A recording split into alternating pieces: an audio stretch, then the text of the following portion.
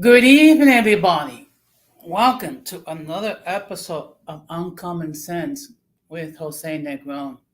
Now, for the benefit of those of you who are not familiar with the channel or watching this channel for the very first time, the reason why it is called Uncommon Sense because here on this platform we discuss everyday issues, but not everyone uses logic. For that reason, it is called uncommon sense. Now, I just want to let everybody know that tonight we're currently live on YouTube, Facebook, and Twitch. As always, I want to give a huge shout out to all those who have already subscribed to the channel. And I also want to give a huge shout out to all those who follow me on social media. And I also want to give a huge shout out to all those who allow me to enter into your devices. So, what I'm going to ask all of you is the following. Um, if you have not already done so, I'm going to ask that you please subscribe, like, and hit the bell notification to all. So, therefore, whenever I do prepare content, you will have the opportunity to either check the stream live or check it on the playback. And I see here we have already someone in the chat, which is the one and only Moon Chaser. Good evening, sir. Thank you very much for stopping by. And I'm glad that you decided to stop by and show love for this person. Thank you very much, sir. I'm doing well. Thank you very much. Now, the topic for tonight is how to deal with difficult superiors. Okay, and who are those superiors? Those are the supervisors, the managers, the directors, the bosses, and what have you. Those are the type of people that we have to deal with. Now, I want to let everybody know that the subscriber mode is on. Me, anyone who wishes to enter a comment, um, if you're not a subscriber, you need to subscribe.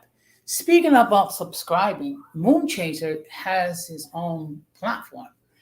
And I'm going to ask that if you have not done so, please show some love to Moonchaser, subscribe to his channel, and check out his material. Uh, it's I think you're gonna find there's a lot of great information. There's a lot of great content for Moonchaser. Okay. Now, one thing I do want to make clear, um, as always, I try to maintain a safe space for everyone to either join the panel or enter a comment. Okay. So previously, I just had two simple rules. Number one, please respect everyone, which means the host, which means the guests, and those in the chat. Number one. Number two, please don't overtalk anybody. And the reason why I state this because everyone has a right to express their point of view, even when they disagree. Unfortunately, now I have to come up with a third rule. And this is more for any new people who may wish to enter a comment. If you're going to use as your avatar female or male genitalia, guess what's going to happen?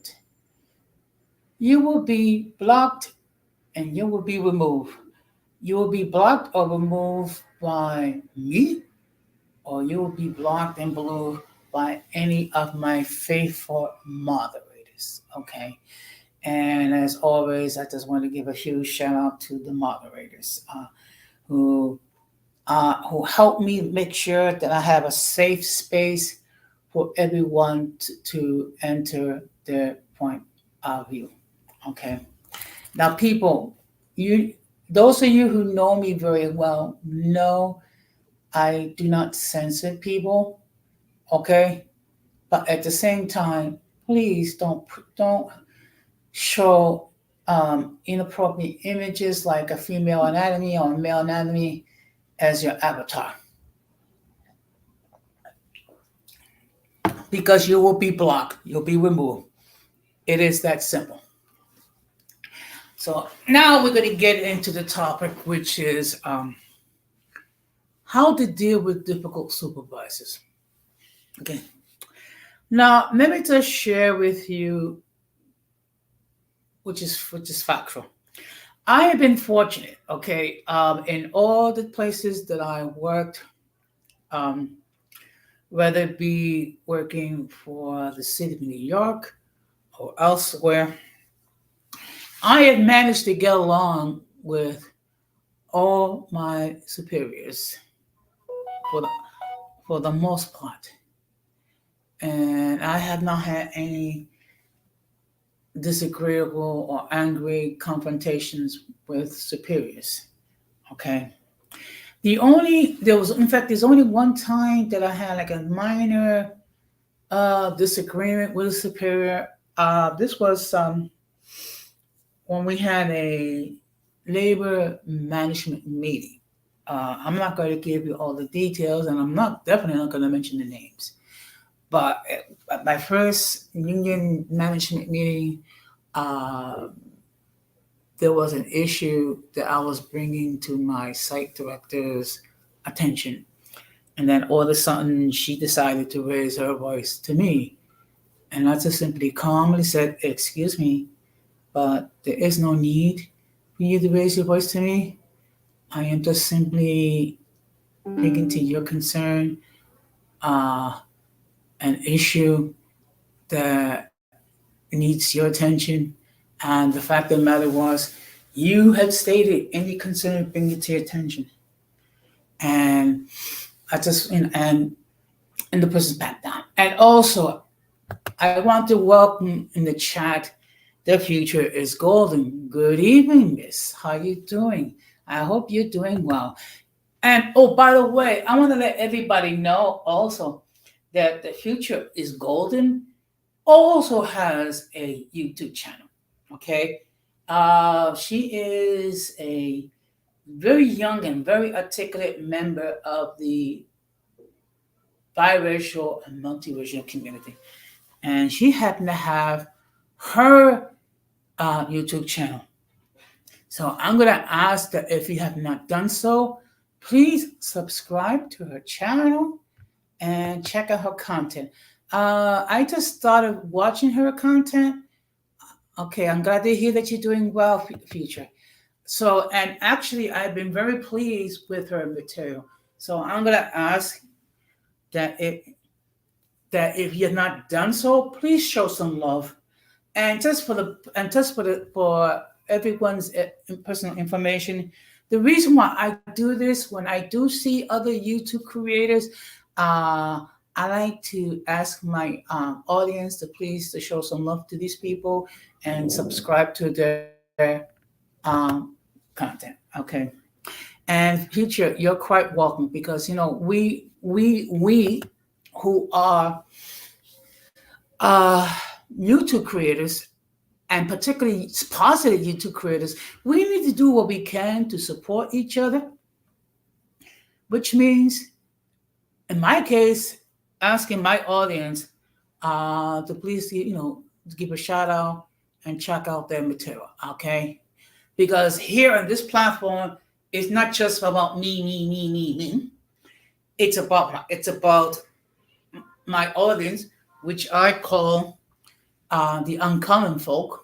Okay, those are the people who faithfully follow me, and actually, people like Moonchaser and the Future Golden is part of the uncommon folk. And also, we have Morena Reyes in the house. Hola, good evening, lady. How you, miss? How you doing? I hope you're doing well. And I want to let everybody know that Morena also has a YouTube channel as well. So what I'm going to ask you, if you have not done so, please subscribe to her channel, hit the bell notification all, and check out her content. I know it's been a while since she has posted any new material, but there's plenty of good material that's out there. So I'm gonna ask that if you have not done so, please check out her material. Okay. Now that we now that we got that out of the way, what I'm gonna do is okay. What I'm gonna do is I'm gonna drop the link again. Just give me a moment. Yeah, and you're quite welcome. Okay, here on this platform, I do believe in showing love and support to the other YouTube creators. Okay, because it's not every day that you get to meet with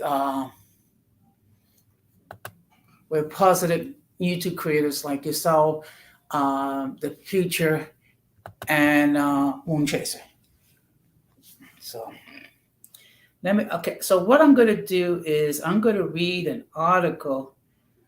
Um, is called "Dealing with Difficult People and Difficult Situations." Okay, okay. Um, and this is taken from the Kansas University Counseling and Psychological Services. Okay.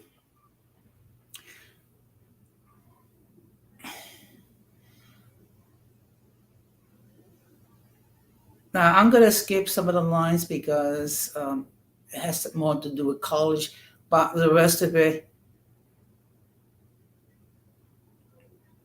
when it comes to dealing with difficult people and difficult situations, here's the things to take into account. Meet privately, having an audience causes more defensiveness. Expect that difficult situations will take time to resolve. If you feel rushed, ask to meet at a later, later specific time. Don't take things personally. Recognize that your role is to be calm and objective. Vent later with a friend or a colleague if you need to. Now, when it comes to dealing with difficult, okay, difficult people, in this case, superiors, there's certain things that we should we should use. Okay, um, clarification, ask questions to clarify if you're unsure. Uh, Paraphrasing, rephrase content. In other words, just repeat back what's been told to you to make sure that you have a full understanding. Summarization, listen to themes and main points. And then there's physical cues. Use head nods, eye contact, open body posture. This lets the listener know that you are listening. Okay. Now, one thing we need to do is we need to identify the problem. Okay. So you can start by stating this. Clarify the expectations of the interaction. Encourage the person to talk. Excuse me, let me just. I'm sorry, let me just text. I just got a text. I apologize. I usually don't do this.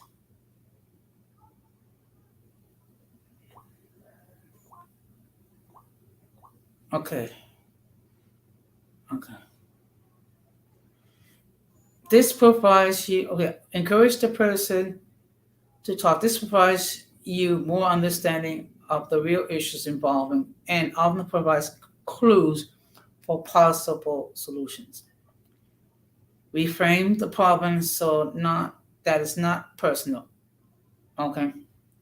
In other words, just simply state the problem and don't get personal. That's the main thing. Make the problem something that you are both working on collaboratively to solve. Now, another thing that to bear in mind is that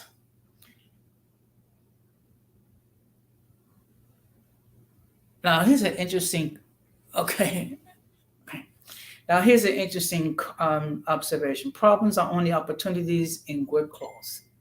Interesting. Um, as much as possible, do so collaboratively as what he or she has done to try to resolve the problem. Provide the opportunity for everyone to say face. Okay. Now, one thing that's very important, and this is something, and some of these things that I'm going to share, it's going to be similar to what I share regarding how to deal with difficult co-workers. Okay. Now, one thing you have to bear in mind is to know your limits.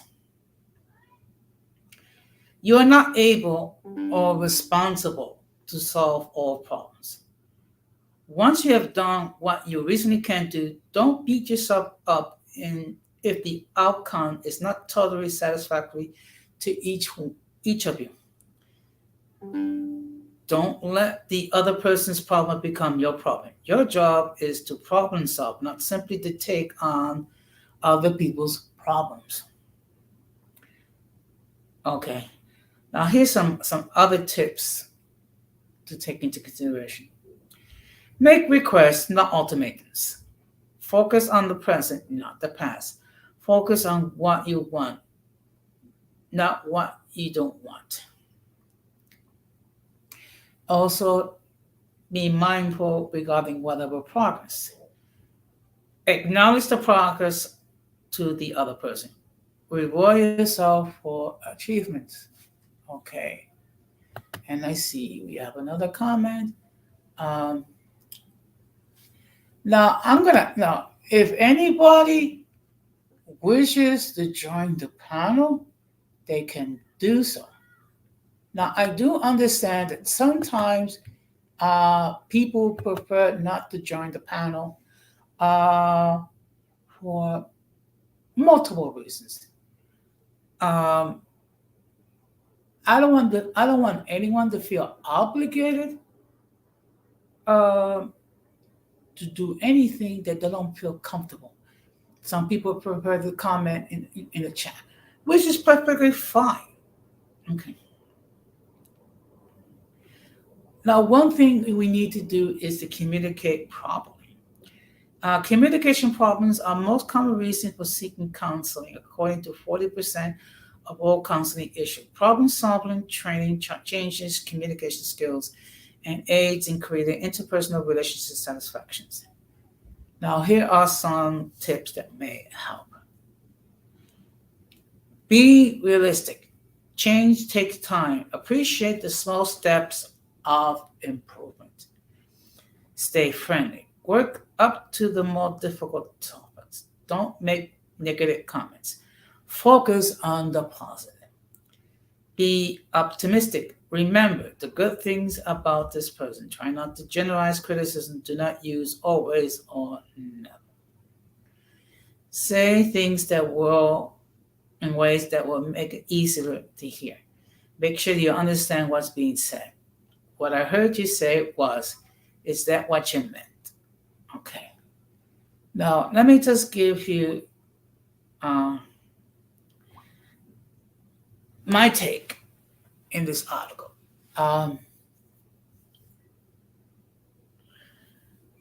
Whenever we're dealing with difficult superiors, like this is a topic for tonight, or it could be difficult co-workers, or it could be difficult subordinates, okay?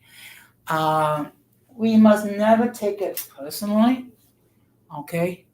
What we need to do is we need to acknowledge that the problem does exist, and we also need to do what we can to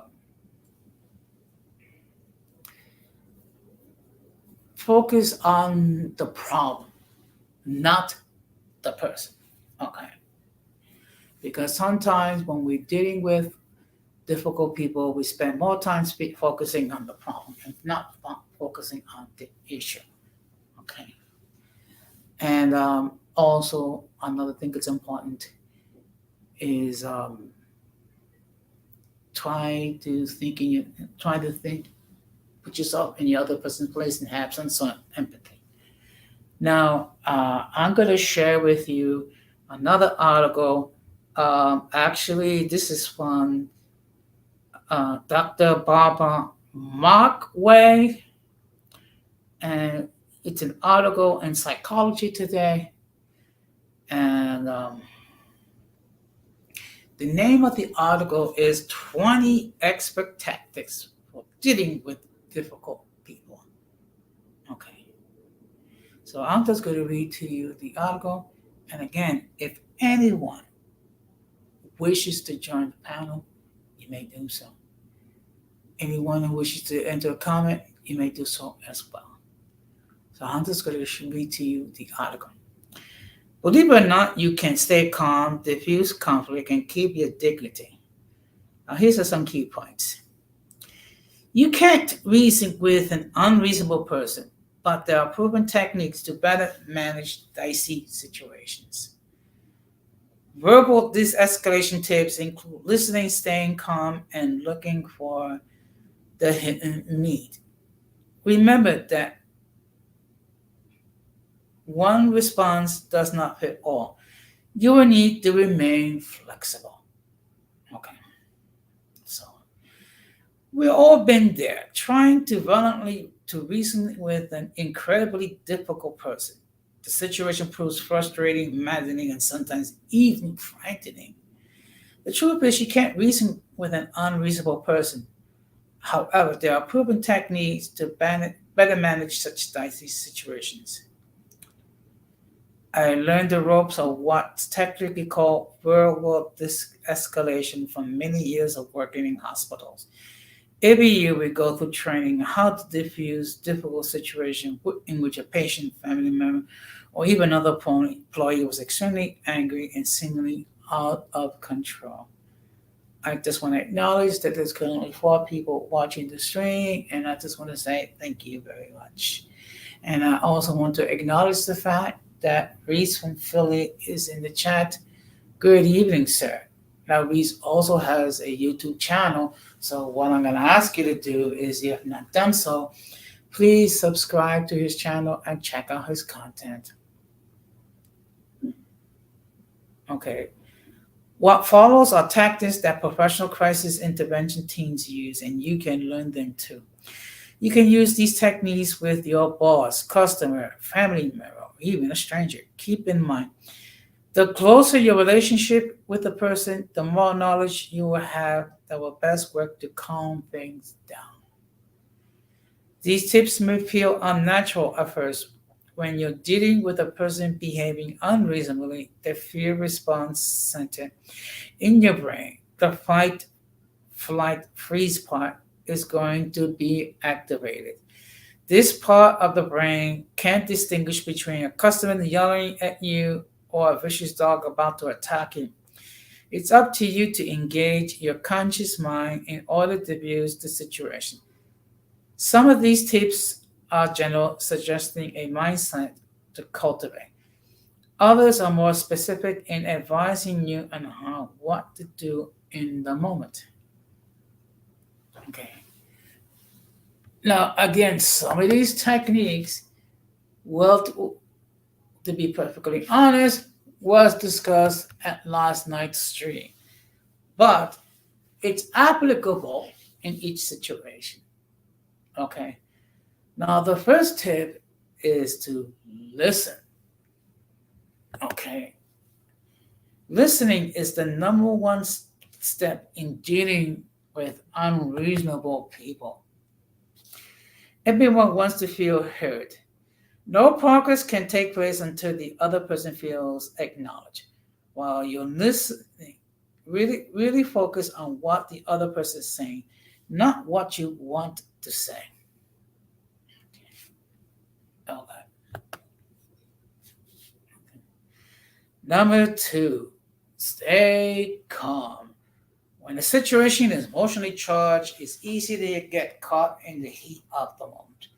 Monitor your breathing. Try to take some slow, deep breaths.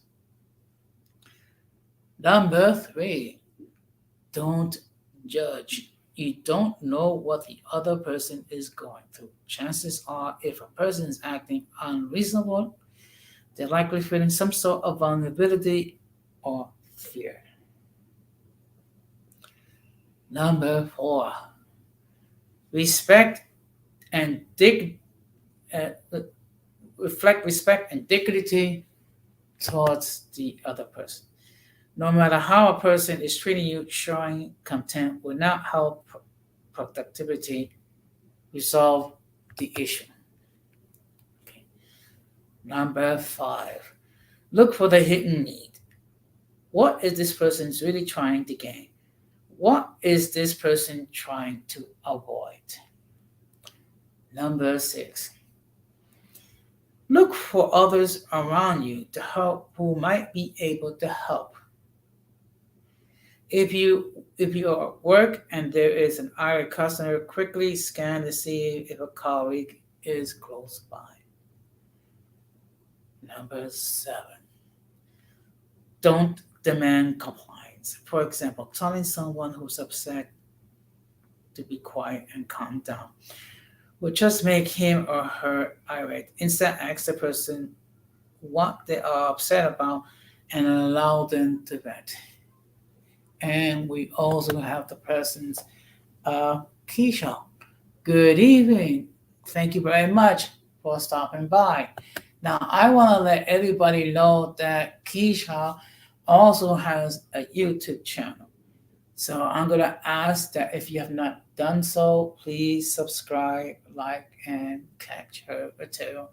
She's usually live on Saturday nights around 8 o'clock. So please check out my Union Sisters material. Number okay, and just for the benefit of those who are watching now, the topic for tonight is how to deal with difficult superiors. Number eight, saying I understand usually makes things worse. Instead, say, tell me more so I can understand better. This is an interesting point. Okay. Number nine, avoid smiling as this may look like you're mocking the person. Similarly, humor can sometimes lighten the mood, but more often than not, it's risky and it may backfire. And yes, let's pay attention to Keisha's console. Let's get those likes up, please. Thank you very much, Keisha, and thank you all those who are currently watching this stream, and those who are watching on the playback. Number 10. Don't act defensively. This is tough. You're naturally not join the other person saying nasty things or things that you know aren't true. You're going to want to defend yourself, but the other person is so emotionally revved up, it's not going to help. Remember, this is not about you. Don't take it personally. I know it's easier said than done. That is so true. And I thank you that you are enjoying these tips. That's the whole purpose of this platform is to discuss everyday issues and try to find logical solutions. Okay. Now here's something that's very important. Number 11. Don't return anger with anger. Raising your voice, pointing your finger, or speaking disrespectfully to the other person will add fuel to already heated situation. Use a low, calm, and even monotone voice. Don't try to talk over the person. Wait until the person takes a breath and then speak. Okay. Excuse me, just getting something to drink. Okay. Now here's another point. Don't argue or try to convince the other person of anything. That's a surefire way to make a bad situation become worse. Okay. Number 13. Try keep extra space between you and the other person. Your instinct may be to try to calm the other person down by putting your arm around on theirs or something similar gesture that may be appropriate in other contexts. But if someone is already upset, avoid touch as it might be misinterpreted. That is so true. Okay? Because first of all, you don't know what that person's mindset. Okay. Number 14. Saying I'm sorry or I'm going to try to fix this can go a long way toward diffusing many situations. The next one, well, all these tips are important, but the next one is very important. Number 15. Set limits and boundaries. While some of the above tips have encouraged listening and letting the angry person vent, you also have the right to be assertive and say, please don't talk to me like that. Okay. Again, I go back to the situation where at my first labor management meeting, um, the site manager got a little snarky with me, and I just said, "Excuse me, but there is no need to raise your voice to me." Okay. Number 16. Trust your instincts. If your gut is saying this is going downhill fast, be ready to do what you to, need to do to remain safe. Look for an exit strategy. Now, unfortunately, there's gonna be times where you're doing everything you can to try to escalate a situation, and no matter what you try to do, uh, the person, you know, continue to be offensive, and you see the point when you're not getting any headway, and then you sense that there's possible danger involved. You need to protect yourself. Okay. Number 17. One response does not fit all. That is very true. You have to remain flexible, although these guidelines have proven effective in de escalating tough situations. Every person is unique and may respond differently. That is very, very true. Okay? Just because speaking one way might work with one person, it may not work with everybody. Number 18, debrief. After the situation is over, talk with someone about what happened.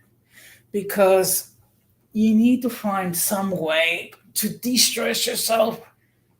And so it's very helpful to speak with someone like a coworker or a superior, just so you could be well mentally. Number 19, discharge your own stress. Okay. You have to put your natural reactions on hold for a while. Now it's time to discharge some of that pent out adrenaline. Go for a run. Take your dog for a walk. Do not let emotions stay stuck in your body. Okay. You might need to just take a short walk. Maybe get a drink of water, and try to de-stress. And Number 20. Give yourself credit for getting through an uncomfortable situation. It takes a lot of energy not to act like a jerk when someone else is behaving badly. Don't skip this step. Now, one suggestion that we made was yoga. Um, I'm not gonna lie. I have never tried yoga, and so I'm not gonna say yay, nay on it. But I think you do need to find some way to distress. Okay. Now let me just give you my take on this on this article. Now there's similar topics and strategies that could be applicable whether you're dealing with a coworker or a superior. Okay. And one thing to bear in mind is that, first of all, you cannot take it personally. Okay. You cannot respond anger with anger because all it does is going to make the situation worse. Um, Bear in mind that to focus on the problem, not the person. Okay. And you have to trust your instinct. In other words, trust your gut. Okay. If you sense in your gut that this is not it's gonna get very, very bad, you need to do what you can to make sure that you protect yourself, okay, and avoid a physical confrontation.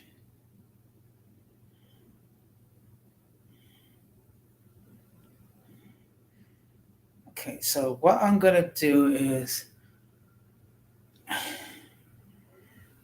okay, what I'm gonna do is I'm gonna read another article, okay, and then what I'm gonna do is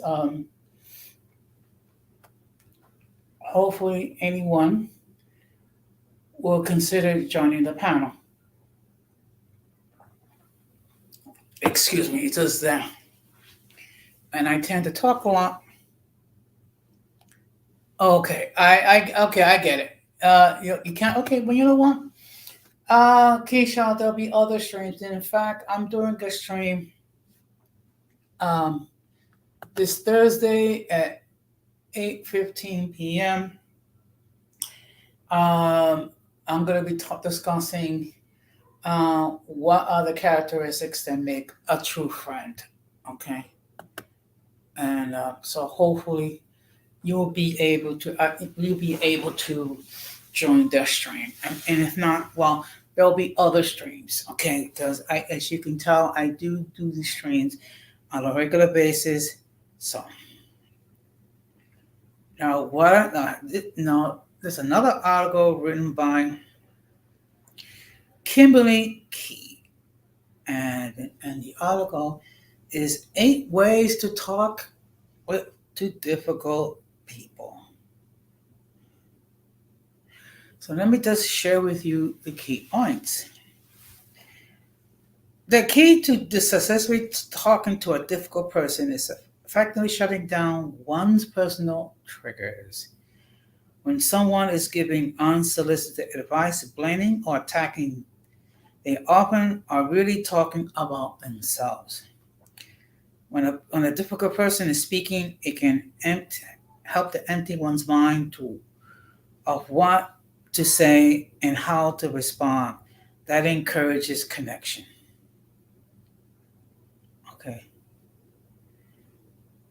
Okay. Interesting. How the article starts with. I have an allergy to superiority. Start talking down to me or patronizing me in a belittling tone, and I can feel my blood pressure rise. My nervous system gets triggered, and I have to work hard assuring it that I am safe and please calm down because I don't want to react and get defensive with the person who is demanding or who I feel is demanding me, and sometimes they're not. Getting defensive will only exacerbate the situation, and I will lose a chance to learn something, my own sense of inner peace and self confidence, or a valued friendship. The perfect depiction of the situation is when Bruce Banner feels a threat and begins to transform into the Credible Hulk. He leaves quite a mess behind and completely ruins his clothes, which I can't afford to do. Okay. For those of you who did not grow up in the 70s, the Incredible Hulk is a comic strip character which what happens is when you have a scientist that when he gets angry or mad or frustrated, he turns into this humongous muscular beast and destroys everything. Okay. This post then is for everyone that has to deal with people who are difficult and push our hope buttons. The key: don't let them win. Try these defense people strategies instead. You can even call them ninja strategies after the specially trained sneaky assassins. These skills are designed to help you shut down your triggers so that you can leave a confrontation with your dignity intact. Number one, it's about them. The first and most important thing that's often when someone is lecturing you, giving you unsolicited advice, blaming, or attacking, they are often really talking about themselves. Before you react, imagine what they said actually applies to them. You can even turn it around and ask them directly if they ever experience what they're describing or felt the way that they are suggesting you feel. Okay. And I see we have a guest. Okay. And I want to let everybody know that the views of those who appear on the panel not necessarily in agreement with hosts on the channel.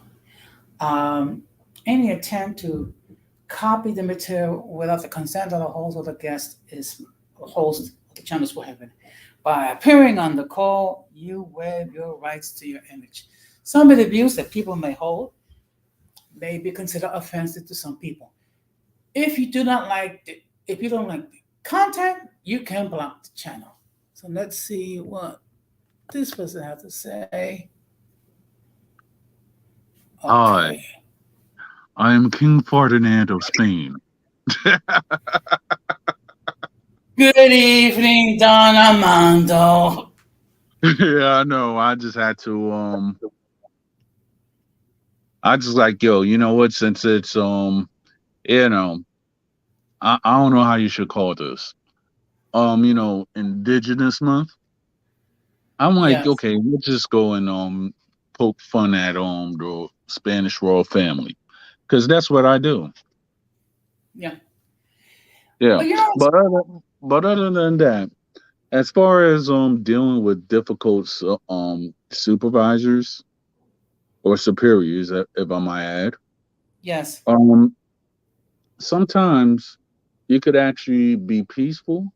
You could be politely assertive, but at the same time, you could actually get your point across. But That's right. sometimes it de- it goes back because some of these supervisors are actually masters at manipulation. Hmm. So sometimes they just do that. They'll just do whatever they can just because they can. So that's one part. That's one part of how shall I say on how to not be a victim of manipulative tactics in the job. Hmm. Yeah. Well, okay, I see that we have a comment from Bree saying that I got the coolest boss. Well, I'm glad to hear that you got a cool boss, okay? And I'm going to be perfectly honest. I've been very fortunate. I have never had to deal with too many difficult supervisors or directors and what have you. Um, the only time I dealt with someone that acted a little snarky was a meeting between union reps and the site manager, which we were discussing issues, bringing it to the site manager's attention. All of a sudden, on the left field, the site manager started to get snarky for me. So I just simply calmly said, "Excuse me, but why are you raising your voice to me? Okay, you are the site manager. You told us any concerns that we have to bring it to your attention. All that is all I am doing." The manager then backed down because I didn't get into an argument. I didn't get into a yelling match. I just simply say, "Whoa, why are you raising your voice to me?"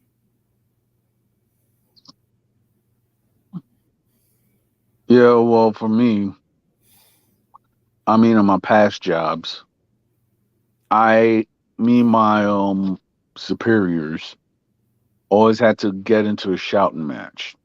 Mm-hmm. I mean, one day there was a superior that he said something smarter out his mouth, and I could tell it's personal because it was not of the job or anything like that. So, and the thing is, though, this supervisor at one of my former jobs, he was telling people that he wanted to fire me. And you know what? His and the thing is, though, it almost got to the point like the animosity between us that was gonna that how should I say, I was gonna do something legal, Mm-hmm. but then he actually got fired the next day Mm-hmm. because it all started because me and this guy, we never vibed like this. You know what I'm saying? There's certain coworkers that you vibe to. Yeah. So this guy, while I'm on the phone with my mother, because my mother was sick that day, Mm-hmm. I was trying to call her to see if she was all right. The next thing you know, this guy went up and proceeded to say that I get no B's. Now, remind you, I could understand if it's me and a whole bunch of my friends, right? Mm-hmm. I'm not talking to my supervisor on how many women I get. So why the heck you should a guy trying to tell me, uh I was 29 at the time, Okay. and the guy was like pushing 40. So why you Mm-hmm. worrying that so why you an older man worrying about me getting females? Or the fact is it's not a part of the job description. So so my first instance was like, okay, if I lose this job, I'm gonna punch him in the face for being disrespectful while I'm on the phone with my mother. Mm-hmm. So I did the next mature thing. Mm-hmm. I ignored him for mad months. He was talking a whole bunch of crap about me and everything like that, and talking about how he's gonna fire me, and a lot of nonsense just because I stopped talking to him.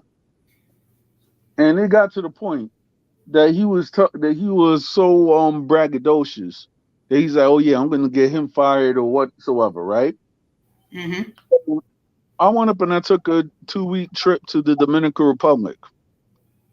And I was saying like maybe 2 months late, and then after I came back, you know, I was like to my mother, I'm like, yo, this guy's trying to mess with my money and everything like that. Mm-hmm. So after after a while, I let everybody know what he was because he was talking a whole bunch of crap about me. So one day it was just me and another and all these other guys. They was like, "What's the difference between this section and this section?" I was like, "Well." this section we just do all the surveys year round, and the other section is ran by a goat face. So he got mad and went up and tried to do whatever. We was about to he looked like he was gonna try to we were gonna fight right there. But in my job, me it was me and a whole bunch of, and it was like two members of the blue team. So Mm-hmm. we were just watching a video. So me and the members of the blue team were just chilling and everything like that. It looked like he was about to do something. As soon as he seen me chilling with the blue team, he went up and just turned back. So I already know that this guy was a coward. So my thing is that, and that day he he looked like he wanted how should I say, uh he wanted to have a fight in the workplace. And let's just say the part that I was saying that I was going to do something legal, let's just say that I was ready for that. Mm-hmm. So when I went up to the job, ready to lose it, all of a sudden, my mother told me to say the 94th song. Mm-hmm. So I said it. The next day in the job, when I was ready to just do whatever, because it was just that tense, I found out that he got fired. The Mm-hmm. reason why he got fired is because he was messing with a lot of the coworkers right there, and he thought of himself bigger than his britches. There was like the job told him, "Oh, he went up and told the job, you need me. I've been here for 7 years." It was like, and the job was like, "We don't really need you because this guy could do more things than you. So who you think we're gonna pick? The guy that only knows how to do one thing, or the guy that knows how to do several things?" And they fired him.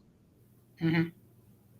Let's just say that his girl got him fired after there was taking a 2 hour break. So I'll just say that it was trash taken out itself. And a lot of occurrences in my life, I've actually seen that happen. Trash take out itself. That, to the point that I get worked up and I'm about to do something stupid that might jeopardize my freedom or my job. The next thing you know, it just comes around, and I didn't have to do none of that. Mm-hmm. So that's my life experience on how should I say, on tough superiors. Okay. Well, one thing, and this is something that we all must bear in mind. Some people will call it karma. Other people will call it sow what you reap. Okay. If you do bad things to people, eventually, sooner or later, bad things will happen to you. If you do good things to people, sooner or later, good things will happen to you. So, I mean, that's just how things are. And when you are working in any organization, particularly a large organization, I mean, no matter how long that you've been employed, no matter what is your function, guess what? You can't be replaced. Okay? You can't be replaced with someone who is younger, who's willing to take less money. Okay? That is the reality of it. What's your thoughts regarding that? I mean, it is true because a lot of younger guys who are craving the experience and whatsoever, they actually, some people actually fall in that category.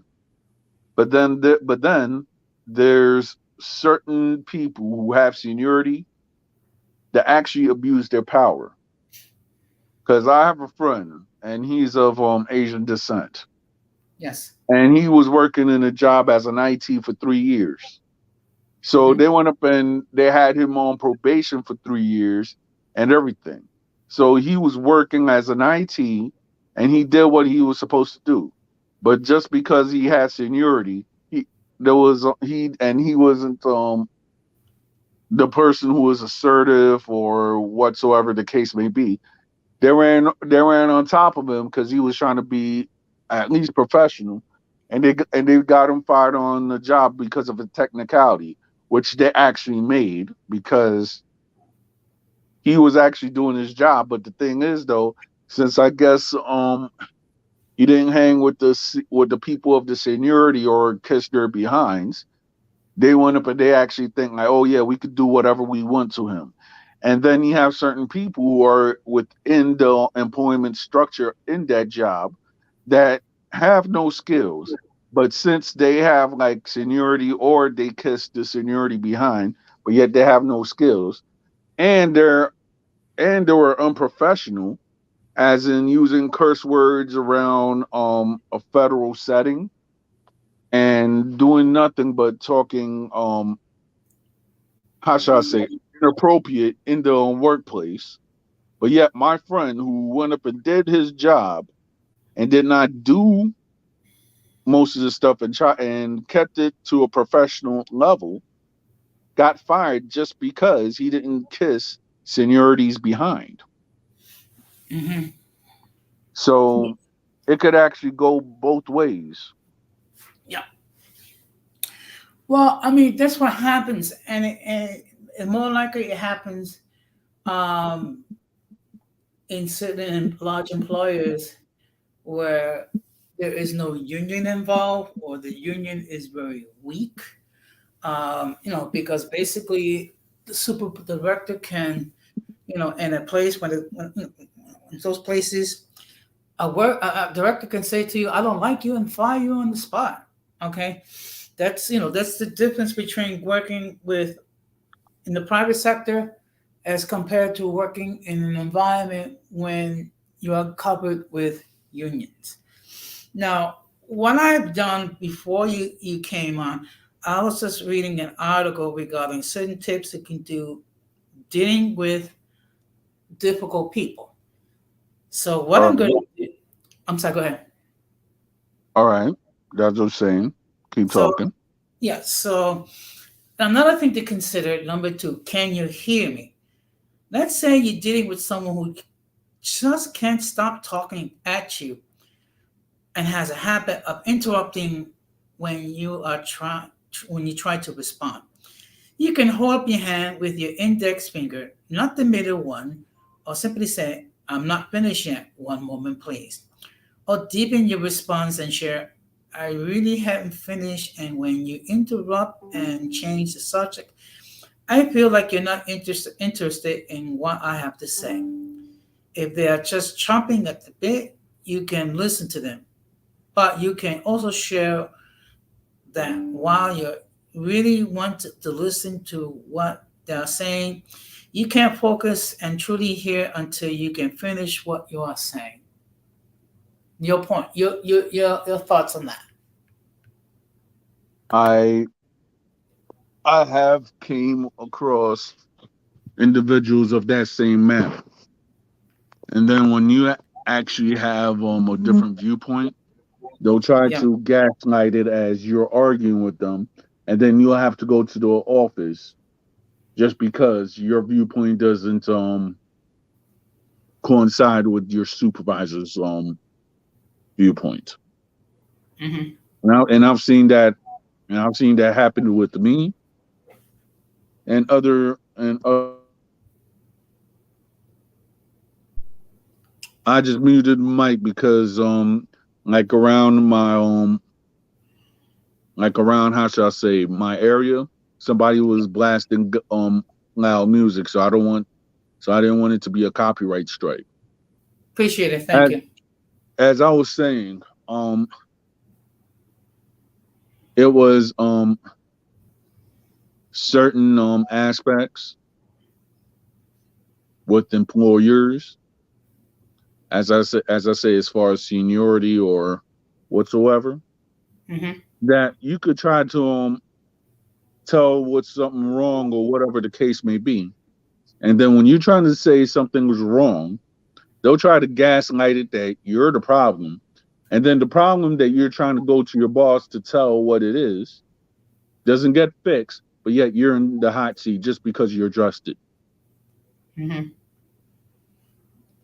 Interesting.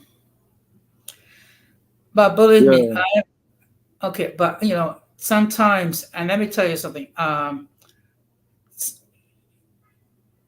have more problems dealing with difficult co-workers than with supervising superiors. I've been more fortunate about that.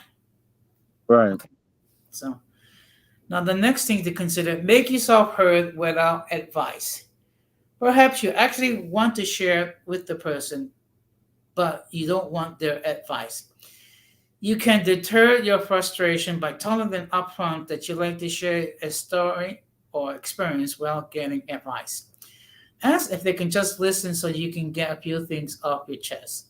If the situation delves in the area where you think you'll find disagreement with the other person, finish it with, I'm not asking you to agree with me, but you can understand what but can you understand where I'm coming from?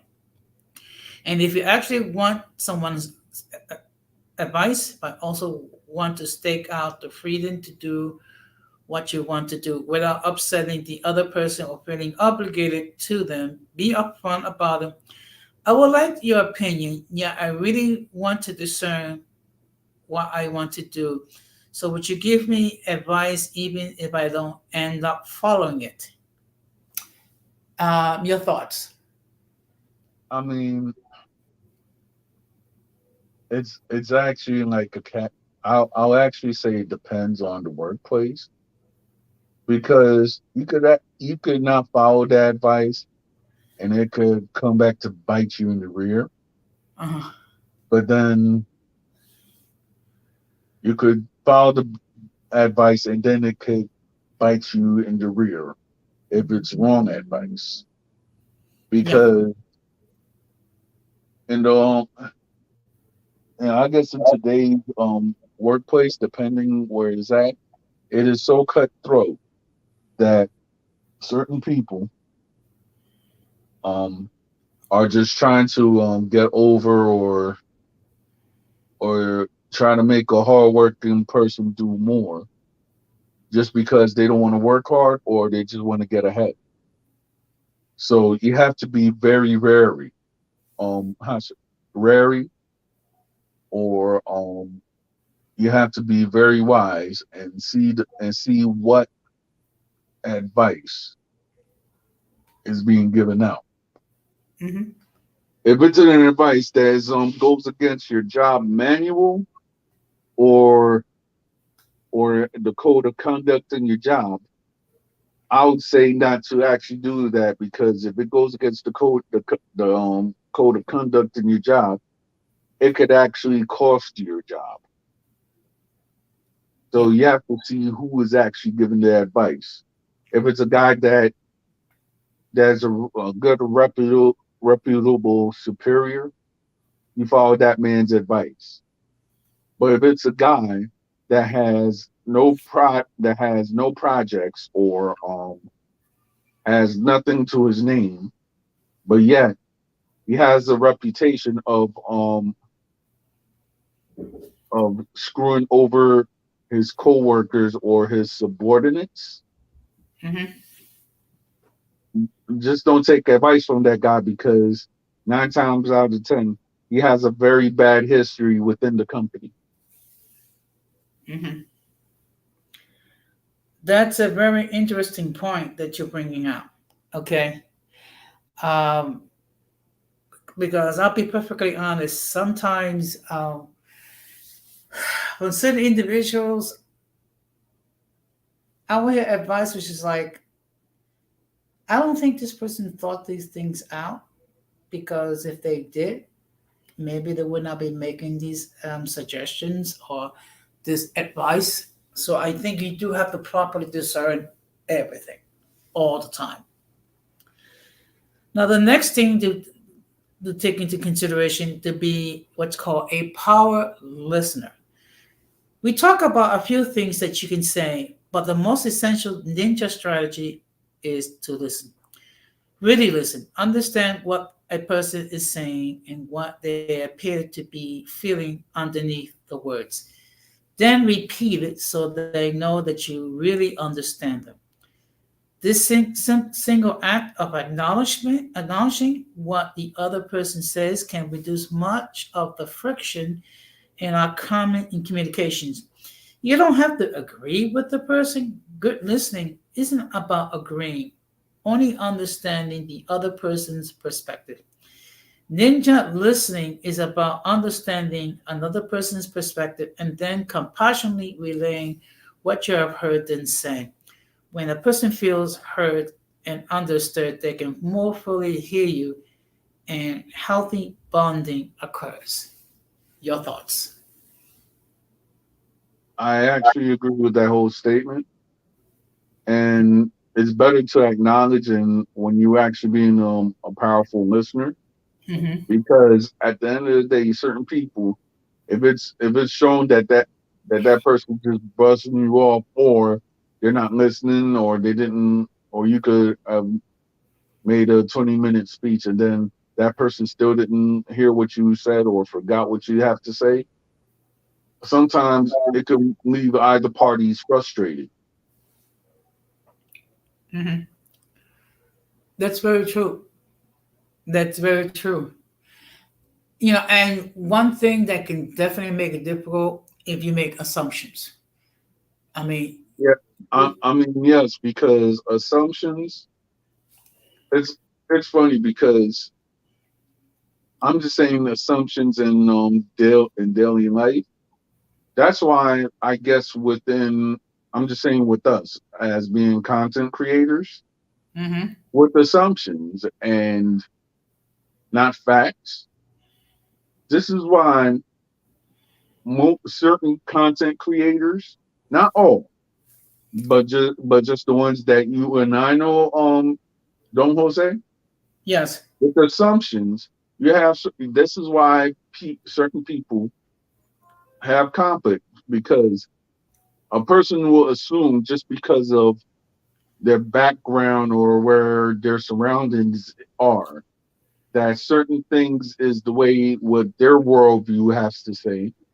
But at the same time, with the person not doing their background check and just assuming on another person or movement, this is why assumptions will create um conflict within the workplace and in personal life settings also. Mm-hmm. It could Assumptions could affect relationships. It could affect friendships, and with assumptions, actually, it actually has broken marriage unions and business practice, just all just because of an assumption. Mm-hmm. I don't know. This is an old joke. Okay, anyone that was born after 1970 or whatever, they're not gonna understand the joke, which is do not assume, because when you assume, you make an ass out of you and me. Now, for many of our generation, they don't understand what's the meaning behind it. But for I people, understand. I perfectly understand the meaning behind it, okay, and I was born after the '70s. okay. Well, it's an old joke, but it's applicable to today. It is. Yeah. So now the next thing to take to consider is let go of control. One of the most misunderstood dynamics in a relationship is the concept of control. Maybe it comes from too much exposure to sales techniques, manipulative communication tactics such as the first one to speak loses are enemies of successful trust building. Deep down, people who do feel manipulated by such approaches can respond defensively or passive aggressively. Remember, relationships are not win lose. Let's let go of trying to control the outcome. Drop the analysis and judgment and just listen with an open mind and heart. When the other person is speaking, empty your mind of what you want to say and how you want to respond. Good listening and understanding can take place when your brain is assessing, controlling, strategizing, and thinking of your own response. When you miss the opportunity to connect, the other person can feel it, and when they may become more defensive and begin operating in a win lose communication style because they feel that they're losing but not being heard. Excuse me, your thoughts. Well, in one of my jobs, that it's like I don't know. It's like you're dang if you're darned if you do or you're darned if you don't. Mhm. Because in on one of my jobs, it was so draconian that if a person was trying to say something or make a point or accuse you in their books, they said that silence is consent. I'm like, consent to what? So so with that, it just varies because certain people who try to go within the rule books of whatever job there is, you could speak like it goes like as you said, you could speak first and then you still lose. But then if you don't speak, it's like you lost because you consented to something which you didn't really have no consent to begin with. So it's like within this world, there's a lot of within this world or the professional settings. I have seen that there's like a lot of double meanings to certain things. Mhm. That's my view on it. Okay. What what about you, Don Jose? Well, look, the fact of the matter is this: we try to control the narrative. Okay, all of us have been guilty of doing that. We try to present things in a particular sense, a sense, frame in this particular way. But if you really want to resolve that issue, you got to put aside the need to control the narrative and the need to feed the ego. Because when everything is said and done, the key is trying to resolve the issue. It's not a question of who's right and who's wrong. It's not an issue who knows more or knows less. The key is to try to resolve a situation. And in order to resolve our conflict, it takes both sides that are willing to discuss it rationally. Okay. Now, the next thing we need to establish is boundaries. The world is full with people that desperately want to be heard and they're just are not good listeners. So you may get bombarded with people who want to tell you their problems. This can be a good this can be good when family members or close friends.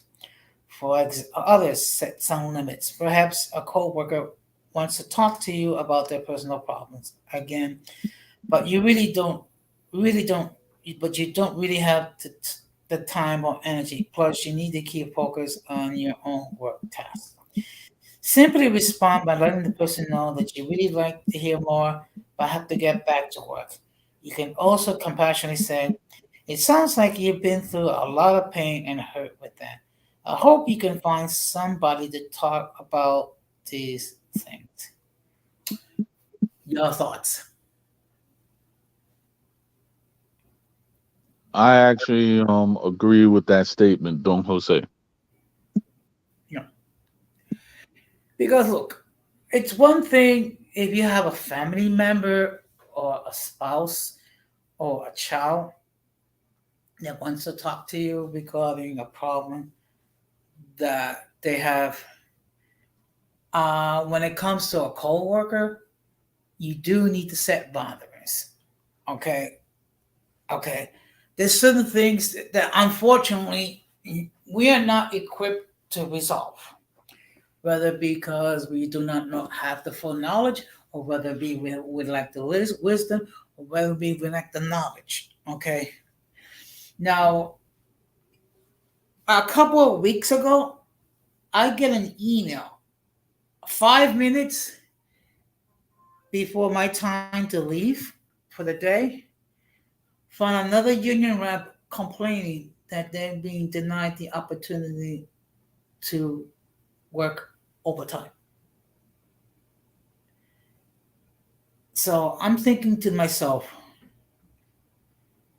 why is this person waiting till 4:25 p.m. to email me regarding an issue where that person can properly uh, address it? Number one. And why did that person wait to 5 minutes before the end of my duty tour to bring it to my attention? So I said to you, well, you know what? We're not going to resolve it now, but we'll resolve it in the following business day. So then this person said, so you mean we're not, so that means I'm not going to be able to work overtime? And I said, please pay attention. We will tackle this issue the next business day. If you cannot wait until then you reach out to another union rep.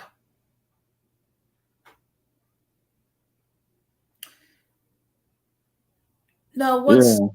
now what's the scary part is this: union reps are supposed to advocate for their members. If you cannot advocate for yourself, how the hell are you going to advocate for another person who's Sure. having issues with insubordination or serious issues, other than not being allowed to work overtime?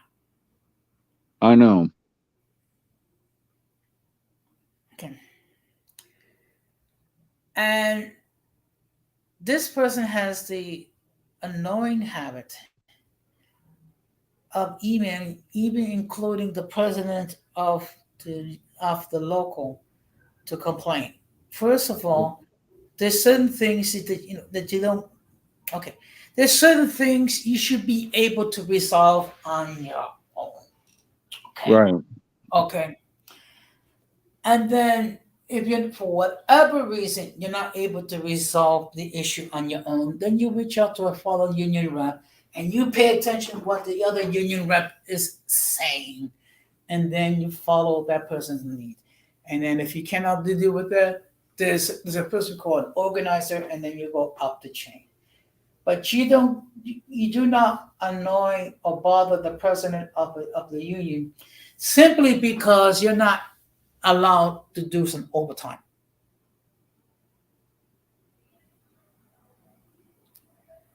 Right. I mean, unfortunately, this is the kind of stuff I got to deal with at times.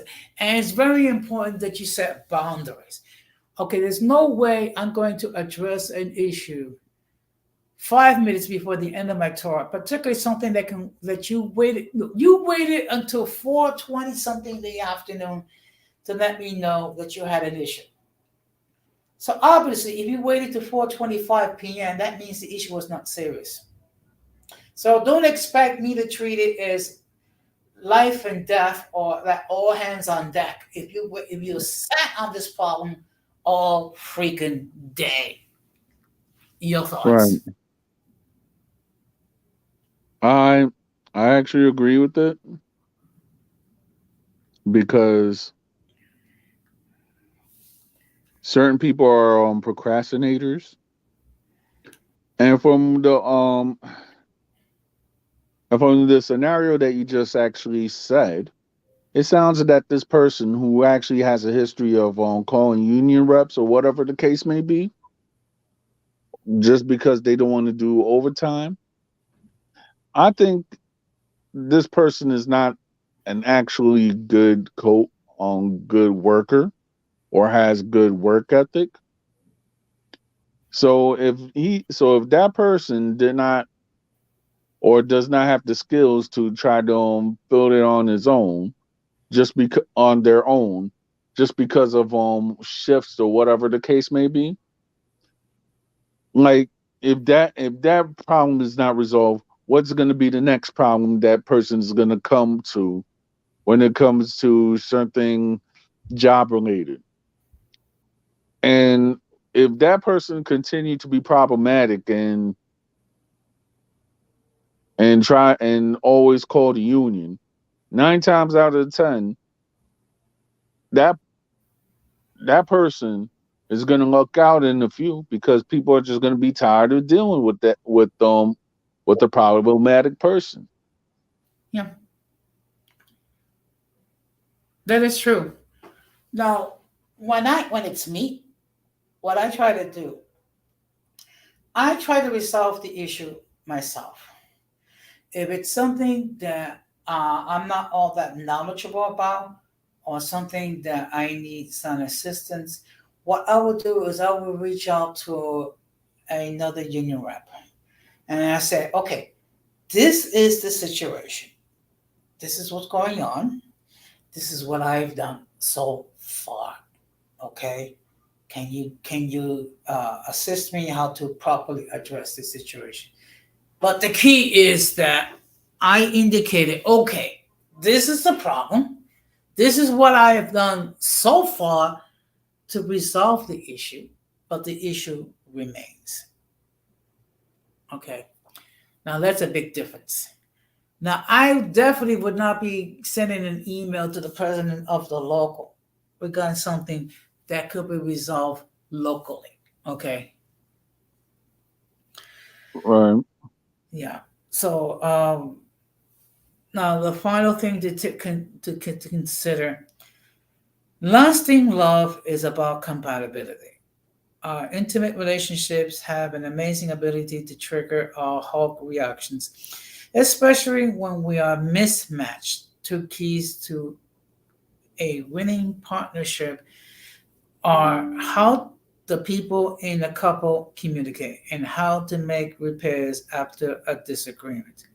When couples can effectively incorporate ninja listening skills and truly understand and appreciate each other's viewpoints, they don't try to change each other, and healthy bonding takes place. Even in disagreements, love and complete acceptance trumps disagreements and repairs can be made. The problem arises when two people are mismatched with major differences in views or values, and one or both parties really want to change the other. Determine if you and your partner can have great conversations and listen to each other for hours. Look past the sexual chemistry and security needs and notice if there is a level of intolerance when they or you are talking, or if either of you secretly or not so secretly wish the other person would change. Your thoughts? Well, I mean, okay, I guess when it's between couples, I guess you have to even if a person is mismatched, you have to find some common ground and respect for each other. Mm-hmm. The same place with the workplace. I'll tell Yes. you a I'll tell you a personal story with me and my current job right now. Mm-hmm. Now, when I first started, there was a guy that me and him we didn't see eye to eye the first time we met, right? Okay. I thought he was a jerk, and he thought that I was a jerk. You know what I'm trying to say? Yes. But then when we started getting to know each other, and, and we shared a joke or whatever the case may be, he became kind of like my mentor. Mm-hmm. And me and him, we actually have 3 years later, we actually have like promising friendship. We actually, aside from the job, we actually talk to each other. We actually come. He was the one that actually said congratulations. We always talk. So therefore, from from people that thought that okay, that we wasn't gonna be cool, we ended Mm-hmm. up being cool in the end. So therefore, I guess me and that person we have common ground because sometimes whenever you meet a person, it's how should I say? When you look at a person, we have like preconceived notions about the other person, Mm-hmm. and then when we have preconceived notions, we're gonna assume just because we have those preconceived notions. But when you and that person actually sit down, or in my case, me and that guy, we actually just started talking. He was like, "Yo, wait a minute. I actually see what you're saying." And and when he talked to me, I actually felt what he was saying too because he was coming from a place of wisdom. Mm-hmm. So it had gotten to the point that me and him we actually talk about things in a wide setting and sometimes in a funny setting also. But at the end of the point, we actually respect each other like we're brothers Mm-hmm. for the most part. And it was just me and him. We was in the car the other day. He was like, "Yo, I would have never thought that I would be cool with you." I was like, "Vice versa, man." But I went up and I told him I was like, "Hey, when you actually have people who actually are good and they have no malice in what they're doing or anything to hide, certain people, even though they do not match, like I guess with their personality or they come from opposite sides or whatever the case may be, will Mm-hmm. always find to tend will always tend to have common ground. Mm-hmm. And then when you have common ground, you actually learn how to respect that person with their differences or not. Mm-hmm. That's very true. So now we're going to discuss the final tip, which is use your freedom of speech. Don't be afraid of your feelings or speak your truth as it occurs. One reason people get emotionally hijacked and get aggravated is that they are afraid to feel their uncomfortable feelings.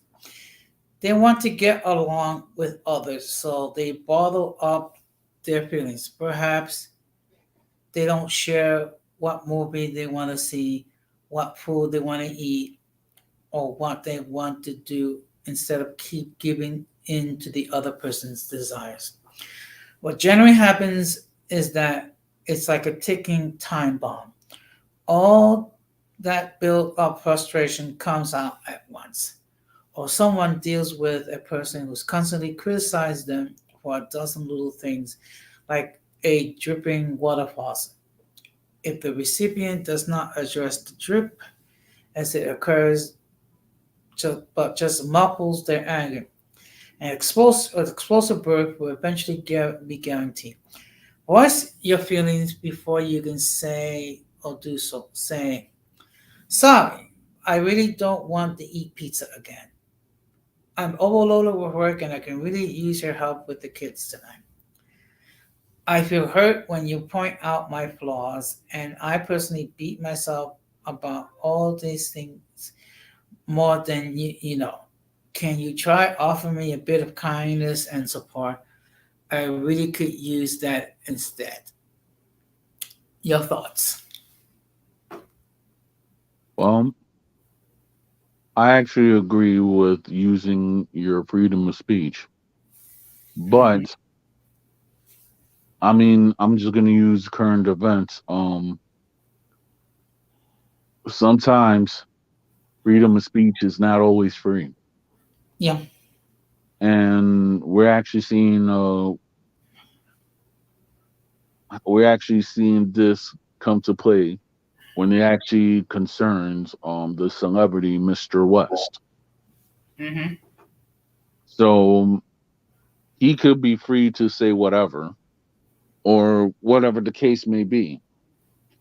So now they're trying to a lot of people are quote unquote canceling him just because of his statements.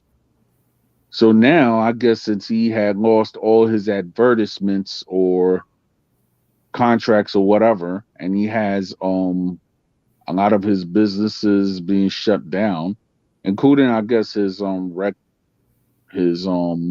deals with music labels and fashion labels and fashion digests, if you might have.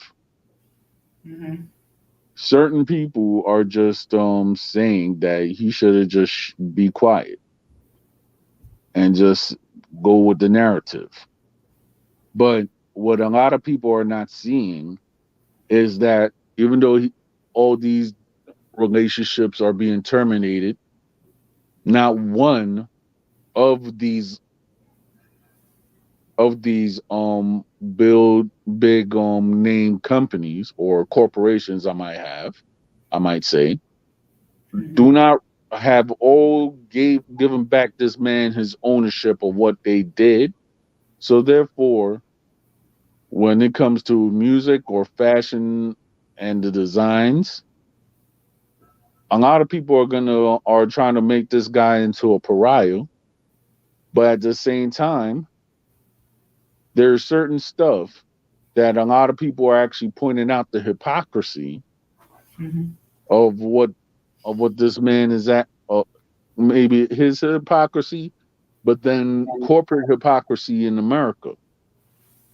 So with that said, sometimes you could exert your freedom of speech, but then you always have to remember sometimes freedom of speech is not always free. Mm-hmm. Yeah. I think the key is to learn when to express your point of view and how you express your point of view, and at times just to keep silent. Now, I'm just going to read to you this final piece of the article. Okay. And again, anyone who wishes to join the panel, the link is there. Anyone that has an opinion, enter it. Just keep it respectful. Okay. If you disagree with what we say and you think we don't know Jack, okay, well, join the panel and explain where we off the mark, and just be logical about it. Life is a learning process, and no one's is perfect. Even the most skilled ninjas miss the mark at times. Don't beat yourself up about it. Just keep trying. It's a practice and it's an art. Many times it's about discovering our own personal triggers and discreetly calming ourselves down before we react foolishly. Your thoughts? I actually wholeheartedly agree with that statement. Hmm. Okay. Well, look, the fact of the matter is this. We all gonna make mistakes at some point or another. Sometimes those mistakes are minor. Other times those mistakes are gonna be huge. Okay. The key is to acknowledge our limitations and do what we can. Okay. Okay. And that's reality, because there's gonna be days where we're going to mess it up big time. Okay. So what I'm gonna do is I'm gonna drop the link one more time. If anybody wishes to join the panel, they can do so. If they choose not to, okay, that's perfectly fine. So if no one joins the panel, us, you know, while I'm starting the panel, if there's no other comments, I will start to wrap it up. Okay. And perhaps you would you like to share a little bit regarding what you might want to talk about in your future streams? Um, my future stream. Well, okay. One of my future streams is I'm gonna try to. I was actually trying to talk to an artist last week, but then my stream, their stream yard in internationally, I guess sucks. So I'm gonna try again this Friday. So at least I could actually get a good interview or a good talking point with artists in the Dominican Republic or currently living in Europe or Canada for that matter. So Mm-hmm. that's why I have that segment of my show every Friday. And I was about to do a stream tonight, but I actually pushed it back for Thursday. So my topic is on how to keep positive during a very negative situation in any platform. Mm-hmm. So you're welcome to come. Uh, how should I say? Ramon is welcome to come. I'll even invite Radical if I have to. Okay. So, What time is your stream on Thursday? Because unfortunately, I have a stream on Thursday as well. oh wow. So in any case, I'll just make it for Wednesday. That's perfectly fine. Actually, the reason why I kind of switch my scheduling a little bit, because I know at times we do have conflicts, whether it be with you or whether it be with the introvert Boricua. I know that Radical, he has his streams like usually in the afternoon.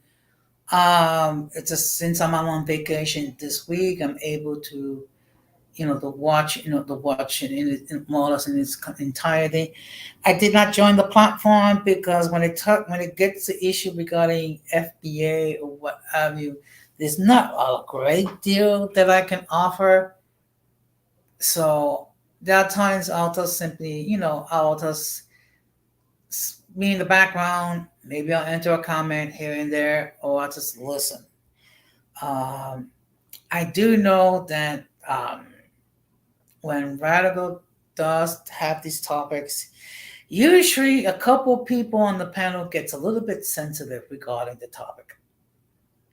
Oh yeah, of course. And then everybody gets sensitive when I'm there because how should I say?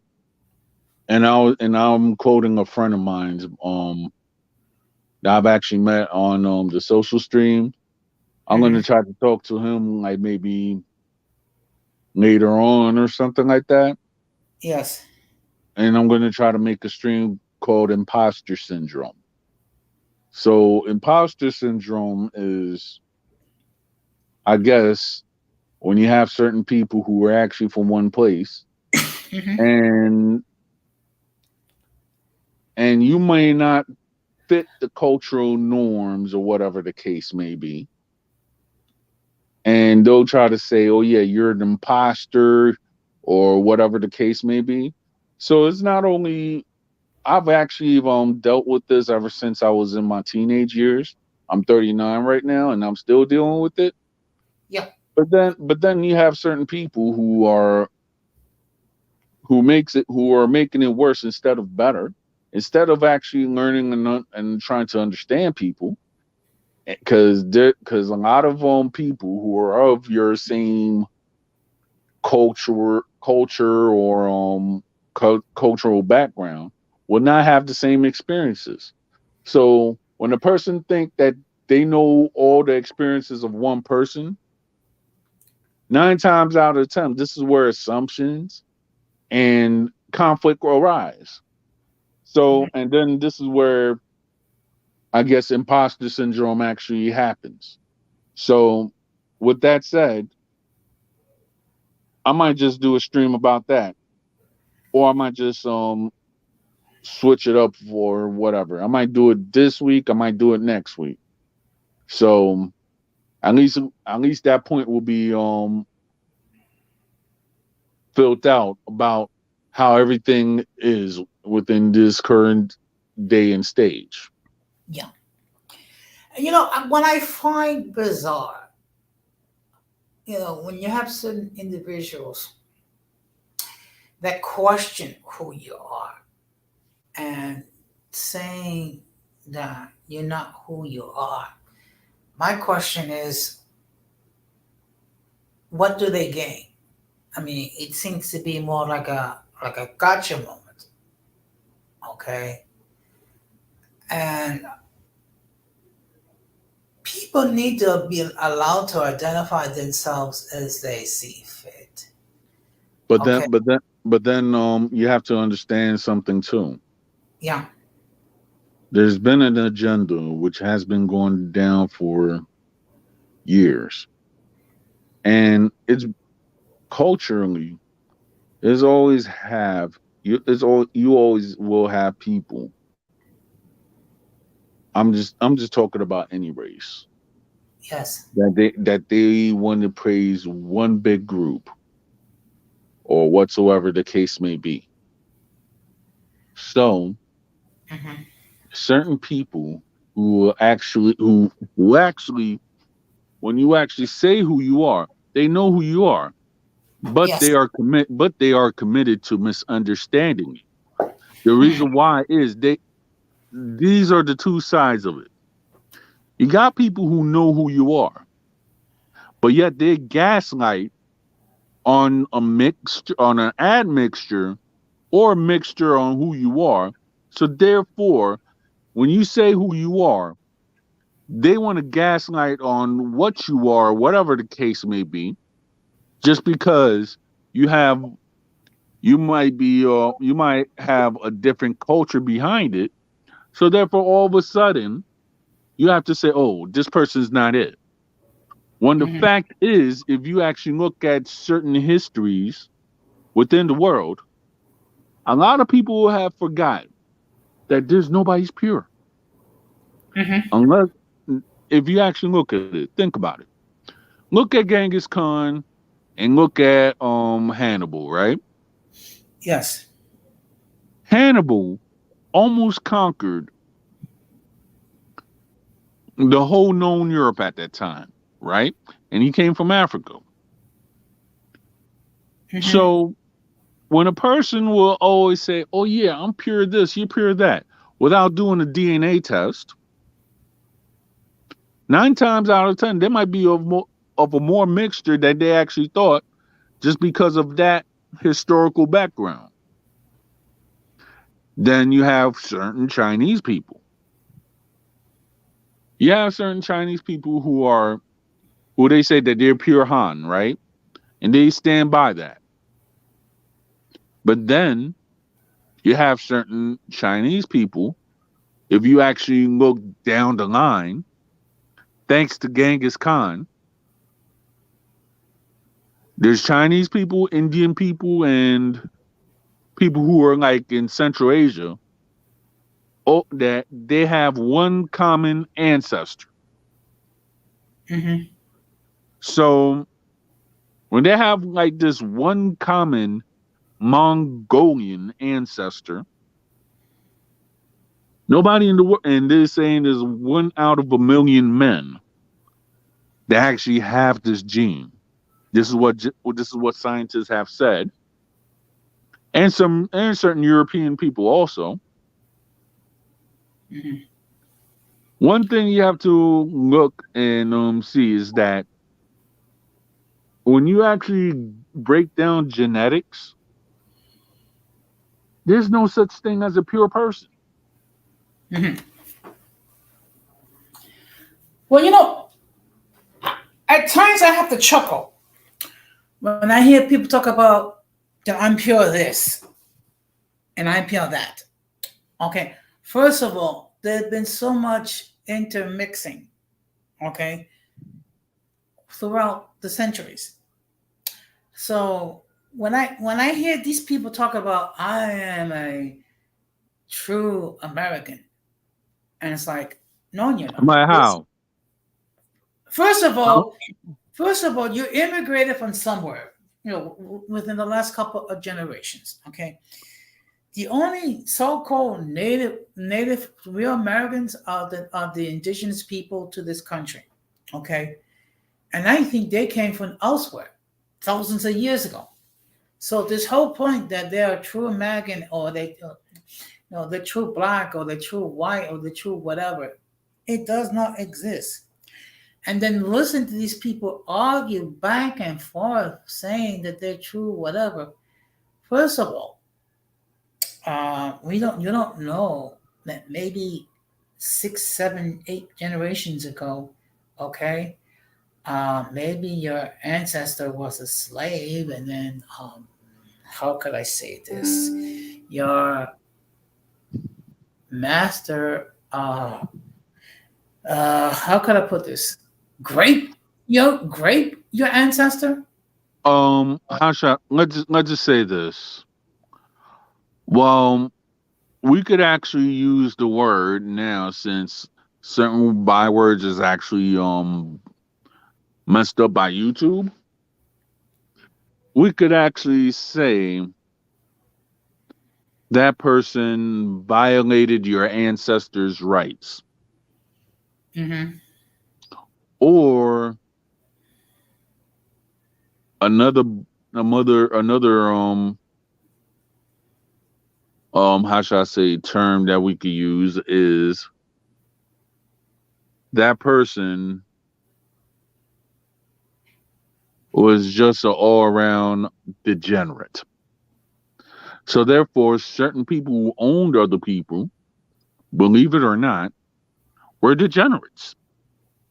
This is what people in history books and whatsoever and what and other parts of history they forget to mention to buzz to budding minds, because we have to admit certain people are human.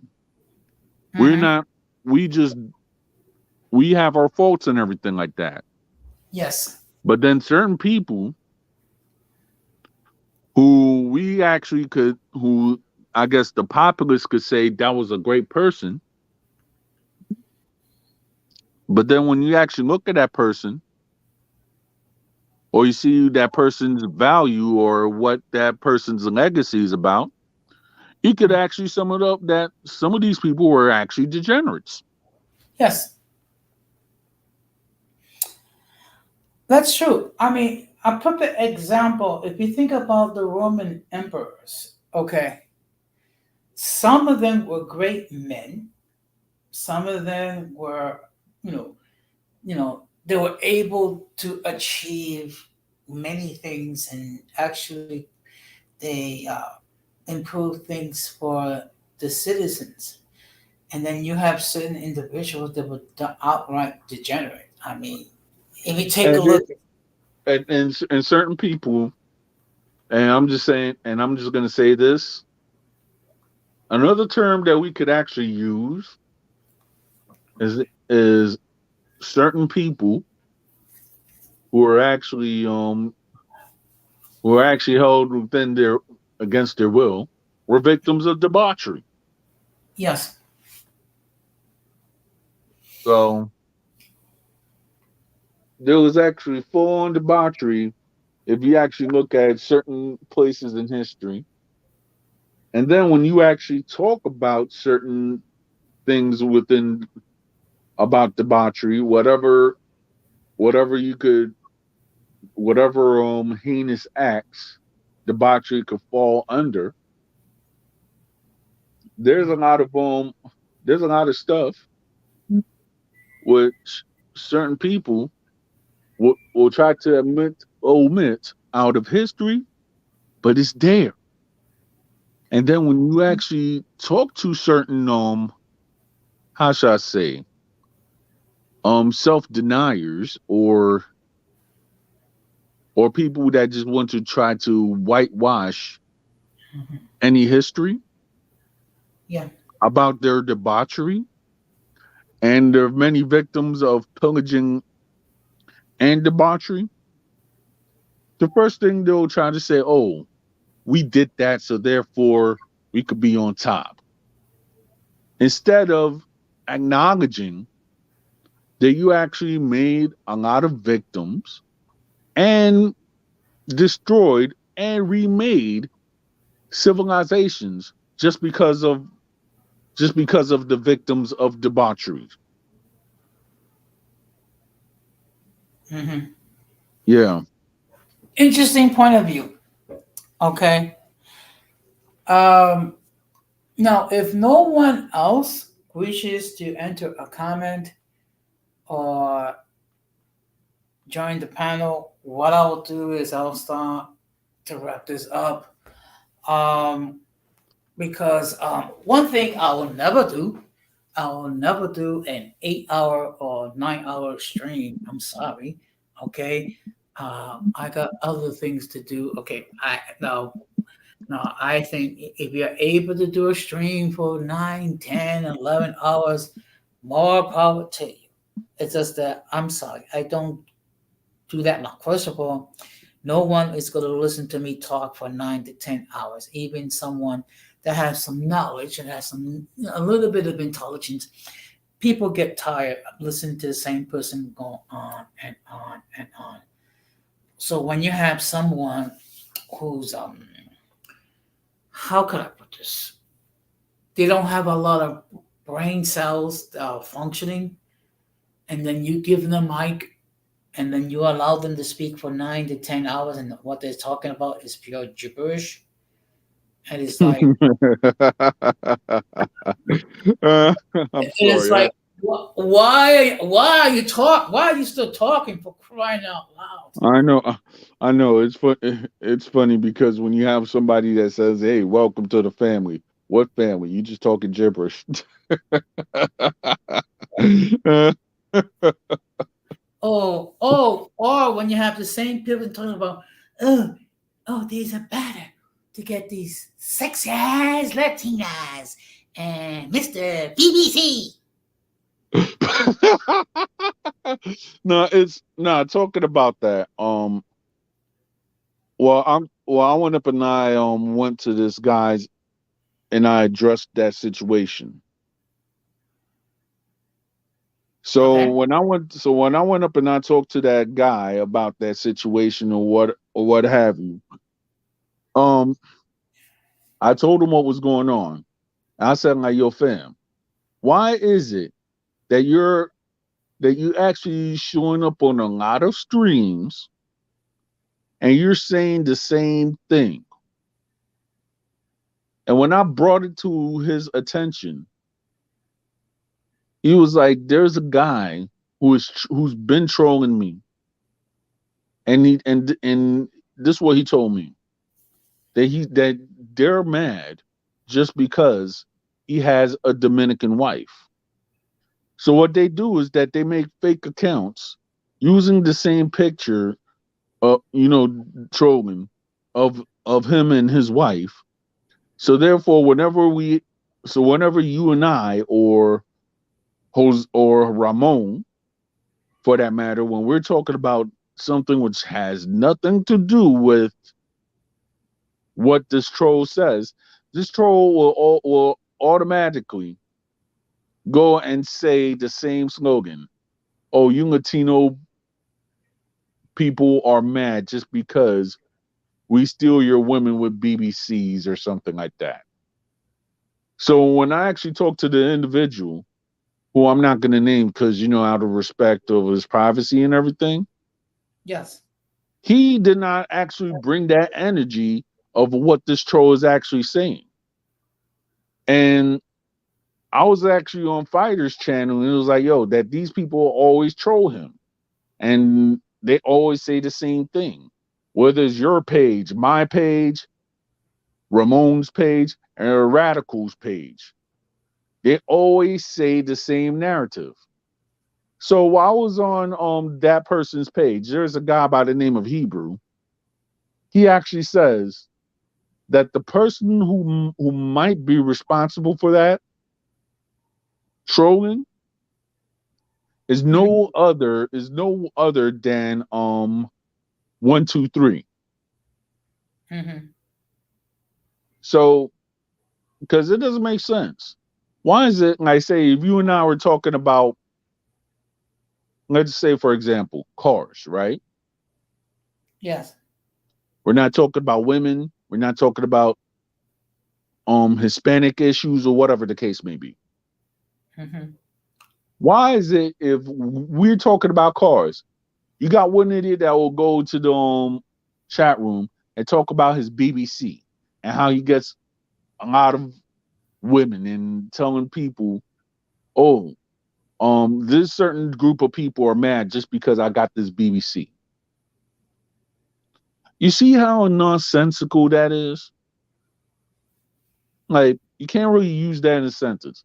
Like for example, we could be in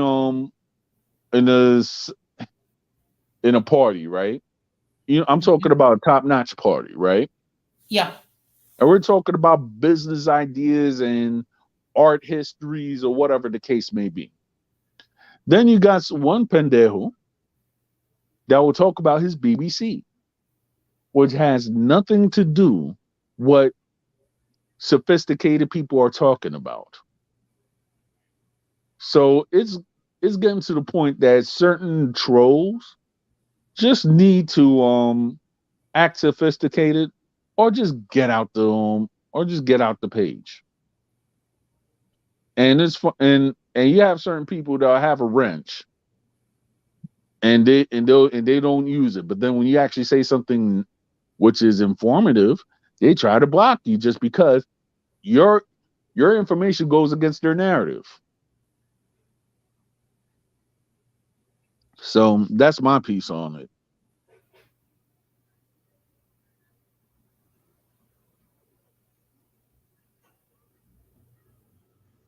Mm-hmm. Interesting. Um, but when it comes to Kim 123, it seems like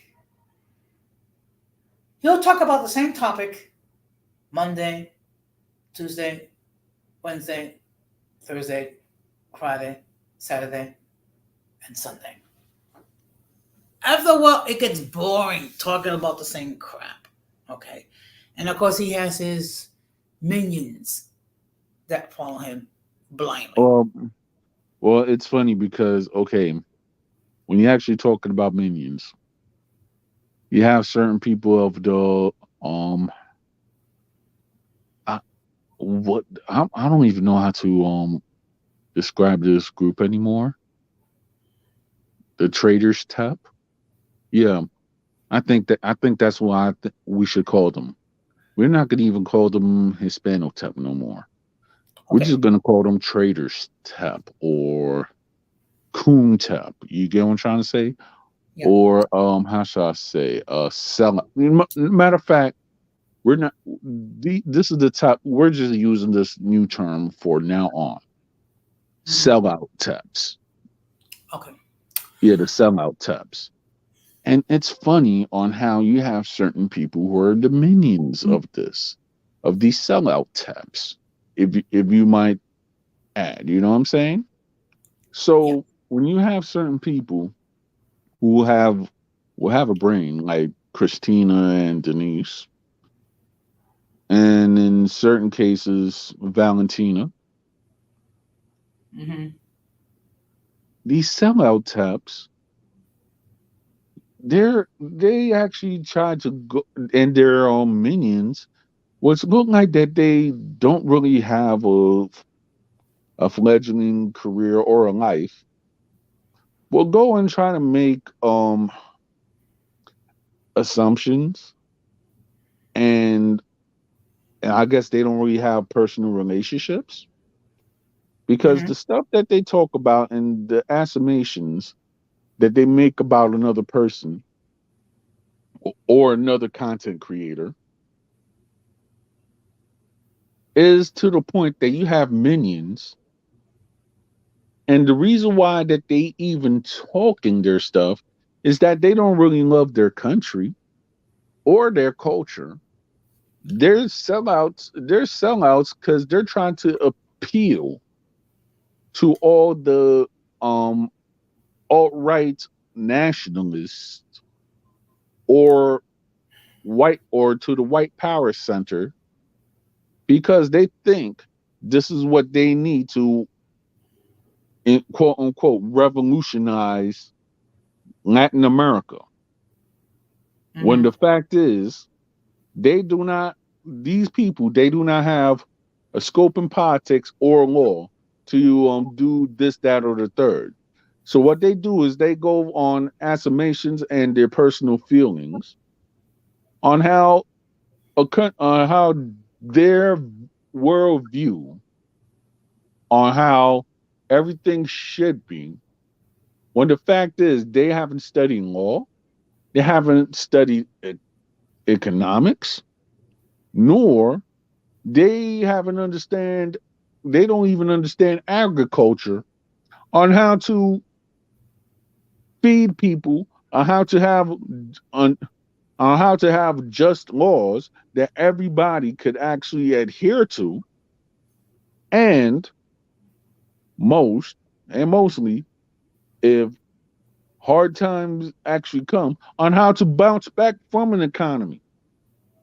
So all these sellout types, they're actually sprouting out nonsense when the fact is they're not talking about agriculture, they're not talking about business, they're not talking about the laws, or and as far as their politics, but their politics is just jarred when they don't have the law. And then on top of it, when all that's said and done, they don't even have like the resources on how to fix agricultural problems. Mm-hmm. Yeah.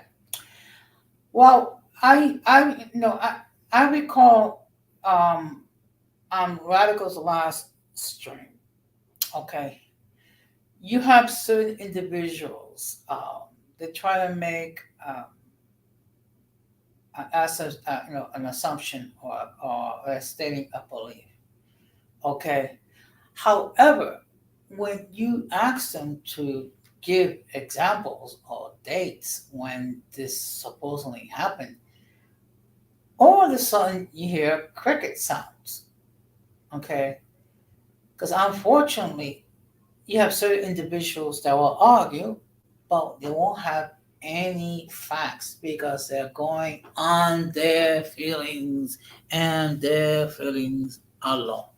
And actually, I have a general term for all these individuals.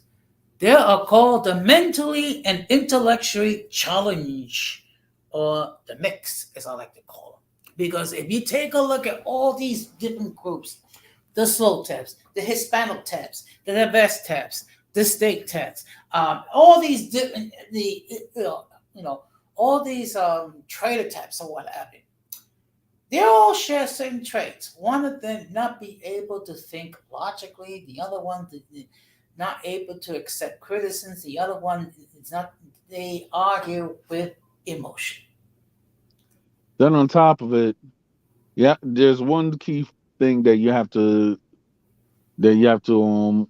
see too is Mm-hmm. that most of their arguments or whatever the case may be, they're if like for example, and I had to laugh at this. A person went up and said, I could go around and kick you out of your race, and quote unquote, if you actually tell this to anybody who's in the academic or psychiatric field, they'll laugh at you. I'm just going to use myself for example. Hey, Jose, Mm-hmm. I'm going to tell you something. Why I'm the leader of the Bronx. I had a dream that I was talking to the Bronx family, and and they went up and they told me that I'm the leader of the Bronx. So you, Jose, you're not from the Bronx. Just because you live here, You're not from the Bronx. I could go around and tell you that. You know why? Because I had a dream. That I was talking to the original owners of the Bronx, who came to who came and inhabited this land in the 1600s, and now I could actually tell you you're not from the Bronx. So therefore, I'm going to go around and take your Bronx card away. You see how stupid that sounds? It's asinine. It's totally asinine. I mean, when you have people like talking about they take away your Dominican card or your Puerto Rican card or your Christian card or whatever. I mean, doesn't that that's pure stupidity. Okay. I Well, mean, if you actually look at it, right? And I was up on Fighters channels the last time. He's like, well, hey, you got your Dominican card revoked. I'm like, I had to think, like, you got this guy hand so far up your stomach, it's not even funny.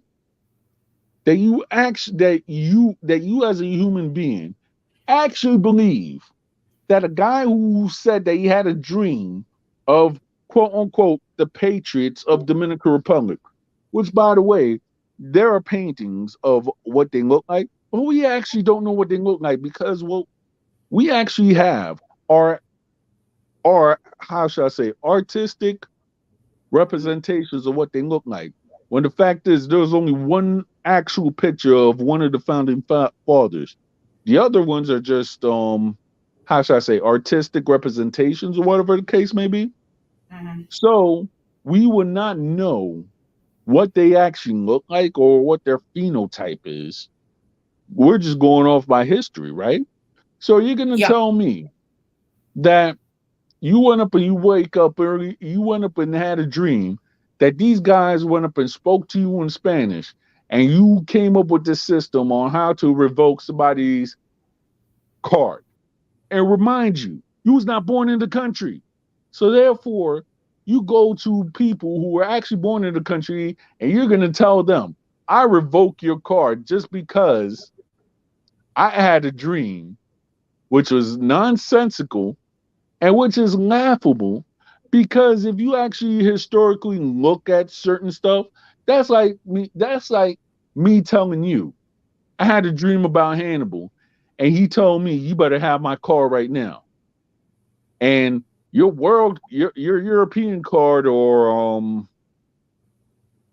your African card is going to be revoked because you did not give me my car.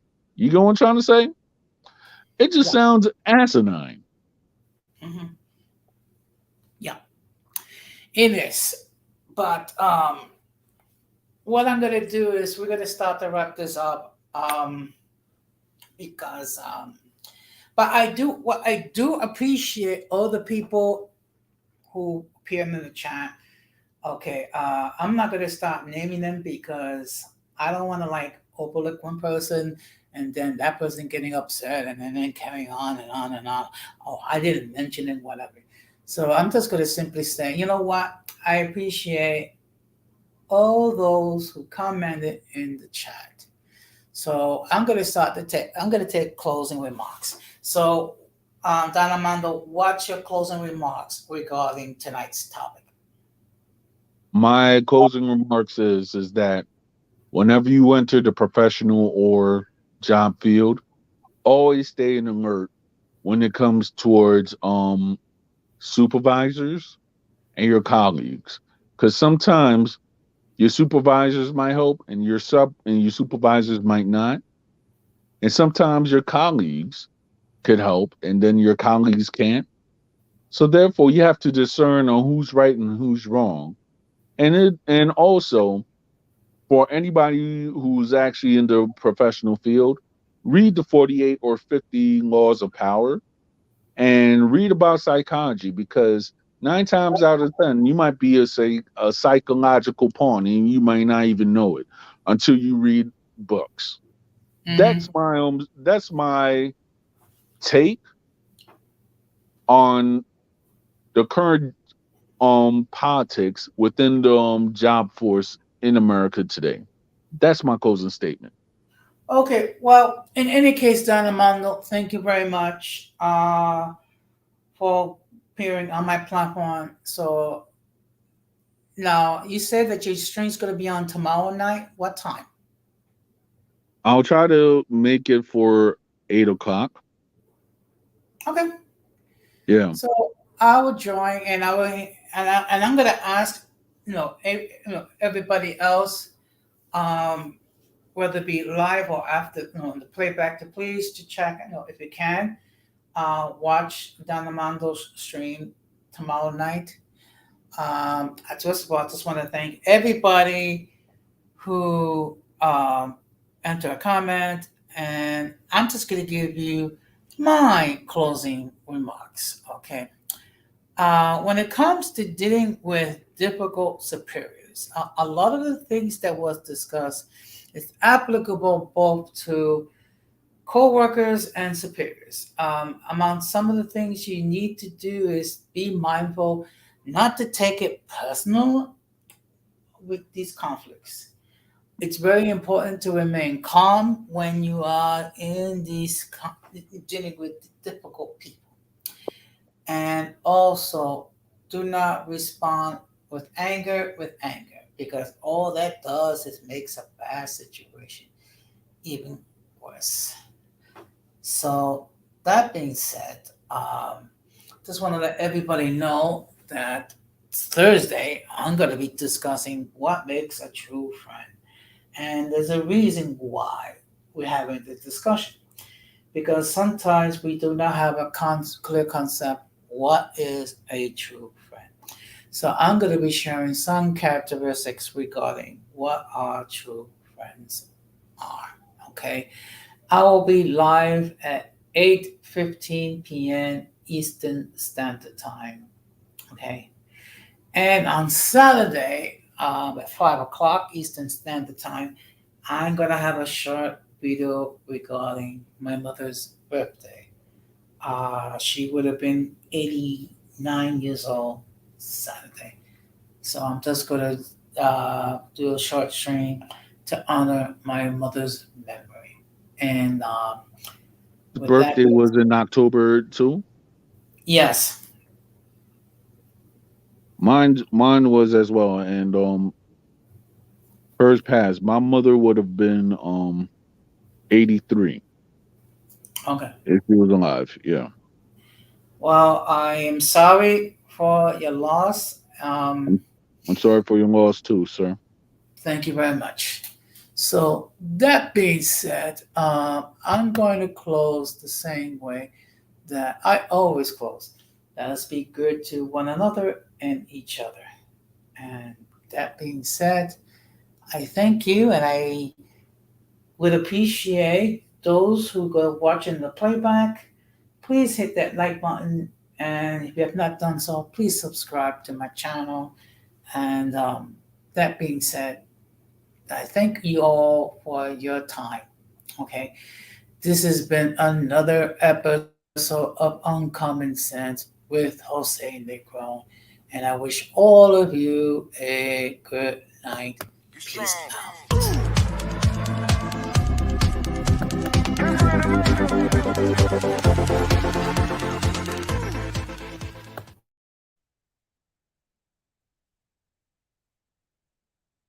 Yeah.